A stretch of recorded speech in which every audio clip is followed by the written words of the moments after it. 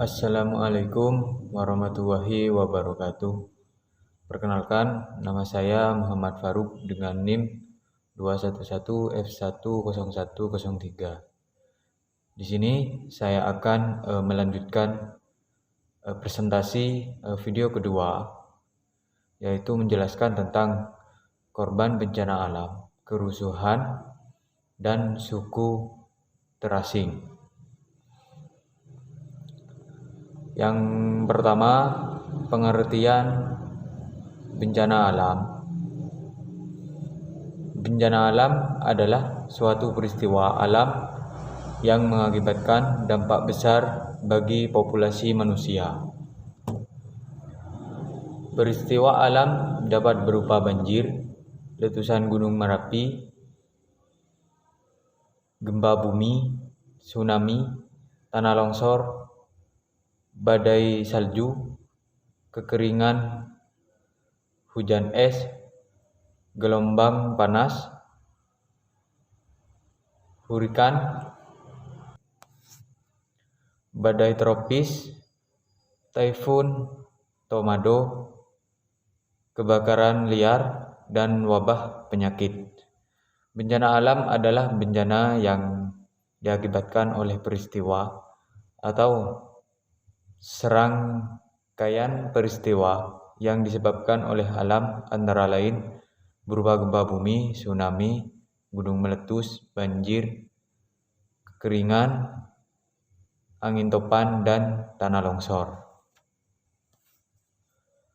Kerusuhan atau huru-hara terjadi kala sekelompok orang berkumpul bersama untuk melakukan tindak kekerasan, biasanya sebagai tindak balas terhadap perlakuan yang dianggap tidak adil ataupun sebagai upaya penentangan terhadap sesuatu.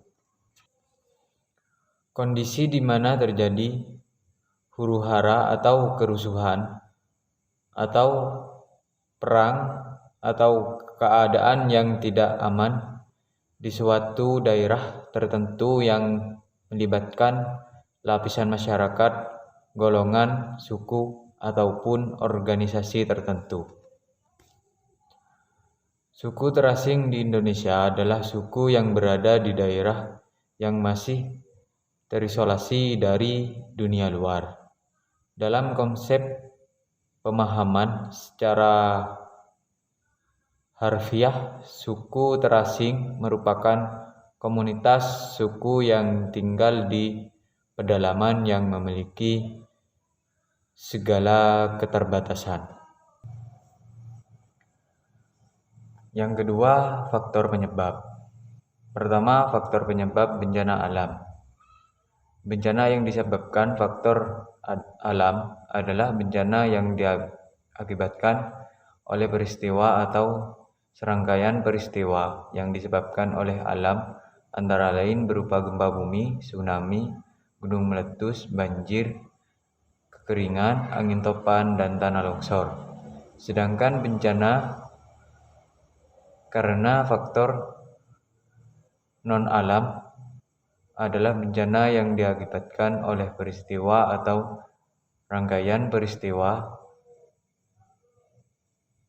non-alam yang antara lain berupa gagal teknologi, gagal modernisasi, epidemi, dan wabah penyakit. Adapun bencana yang disebabkan faktor sosial adalah bencana yang diakibatkan oleh peristiwa atau serangkaian peristiwa yang diakibatkan oleh manusia yang meliputi konflik sosial antar kelompok atau antar komunitas masyarakat dan teror. Yang kedua, faktor penyebab kerusuhan. Kata kerusuhan sendiri mempunyai banyak makna.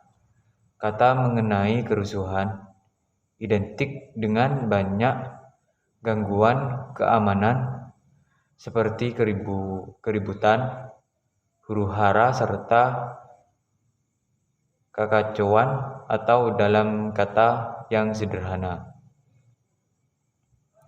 kerusuhan diartikan sebagai situasi yang tidak aman bagi masyarakat atau individu lainnya. Kerusuhan didefinisikan sebagai suatu tindakan melawan suatu kebijakan publik yang dilakukan oleh lebih dari 3 orang dengan cara melakukan kekerasan, karena pada unsurnya dari kerusuhan yaitu kekerasan yang dilakukan.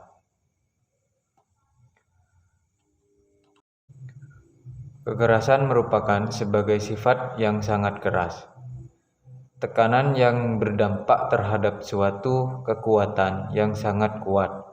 Dalam adanya kerusuhan yang ditimbulkan, di mana kerusuhan dapat dikatakan sebagai tindak kejahatan, karena kerusuhan sama halnya dengan kekerasan, di mana kerusuhan dilakukan dengan cara kekerasan. Pada faktanya, kerusuhan disebabkan karena adanya perlakuan yang tidak adil, sehingga mereka menuntut agar keadilan itu sama tanpa adanya suatu perbedaan. Yang ketiga, faktor suku terasing. Faktor yang menjadi penghambat perubahan sosial di suku pedalaman. Sebagai berikut, sikap dari masyarakat yang masih tradisional, kurang adanya komunikasi dengan masyarakat yang lain, pemikiran penduduk yang masih tergolong sempit tentang adanya perubahan sosial. Selanjutnya, saya akan menjelaskan materi tentang geng motor dan penanggulangan terhadap anak penyandang masalah sosial.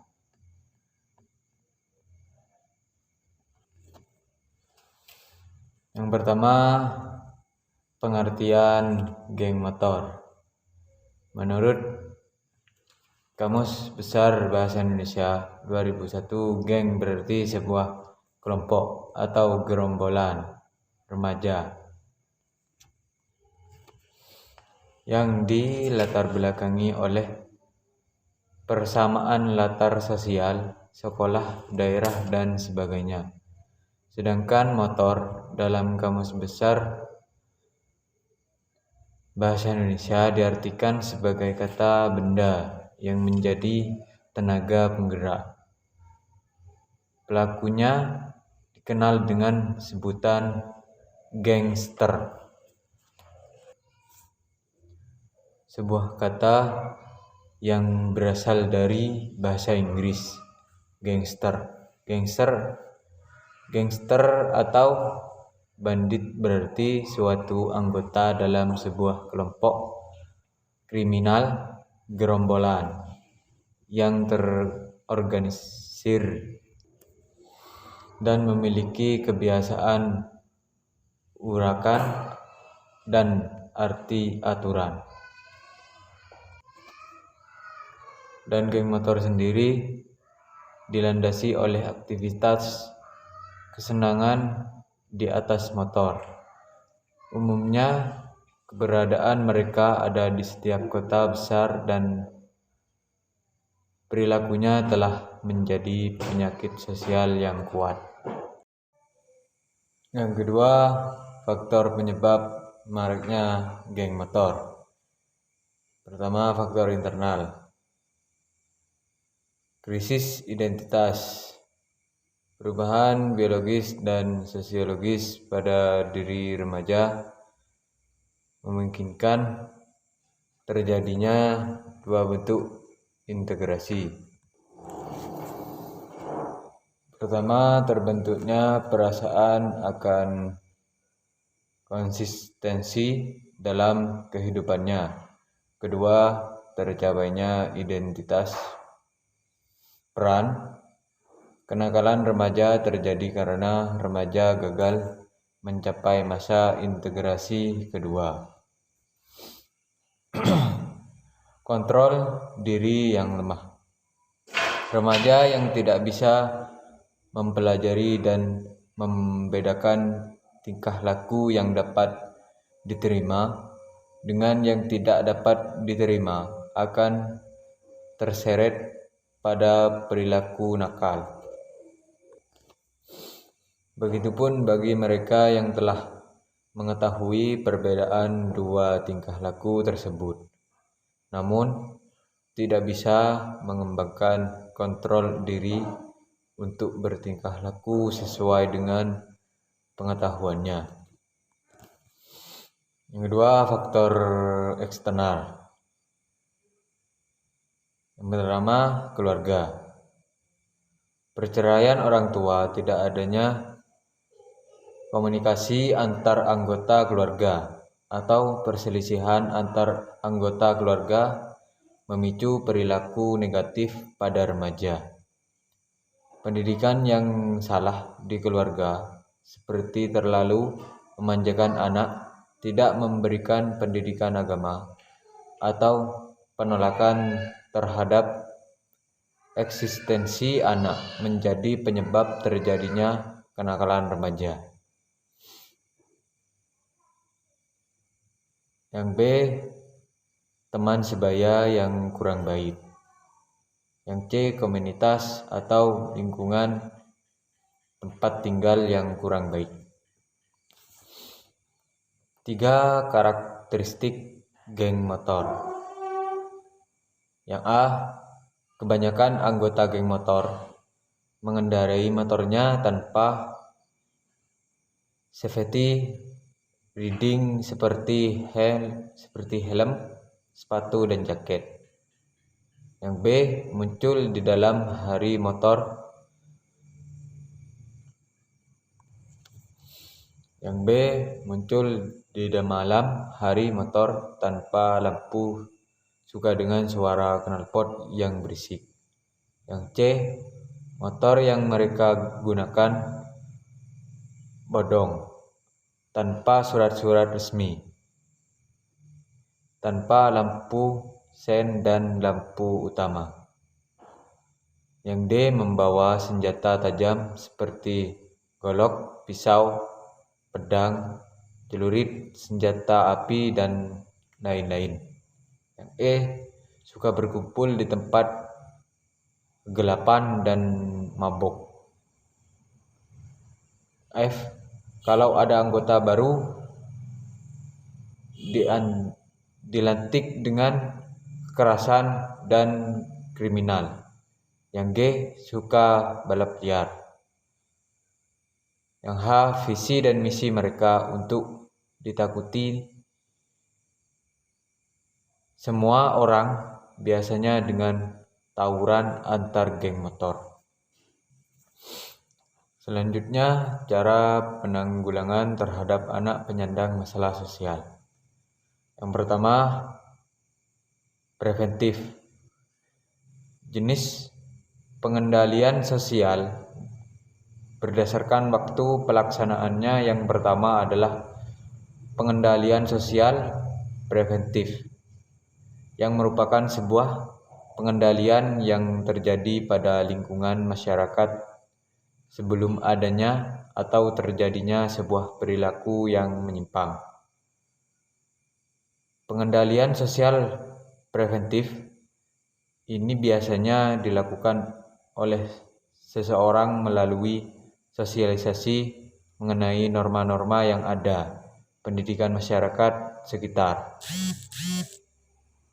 penyuluhan masyarakat, serta memberikan nasihat serta konsekuensi agar tidak terjadinya penyimpangan sosial. Yang kedua, kuratif. Jenis pengendalian sosial berdasarkan sifatnya. Yang pertama adalah pengendalian sosial kuratif, yang merupakan bentuk pengendalian sosial yang dilakukan melalui berbagai pembinaan serta penyembuhan kepada pelaku menyimpang sosial untuk mengubah nilai dan norma yang ada pada dirinya. Pengendalian sosial kuratif dapat kita lihat melalui rehabilitasi yang diberikan kepada para pengguna obat terlarang atau narkoba serta minuman keras beralkohol. Yang ketiga, prognosa.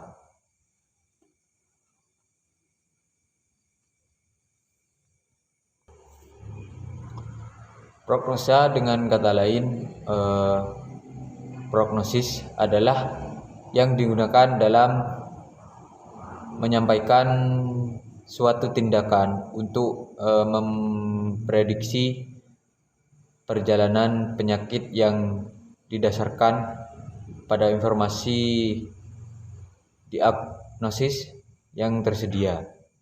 Istilah medis ini yang menunjukkan prediksi dokter tentang bagaimana pasien akan berkembang dan apakah ada kemungkinan pemulihan.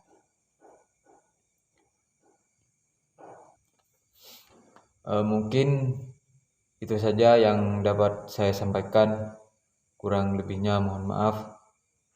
Wassalamualaikum warahmatullahi wabarakatuh.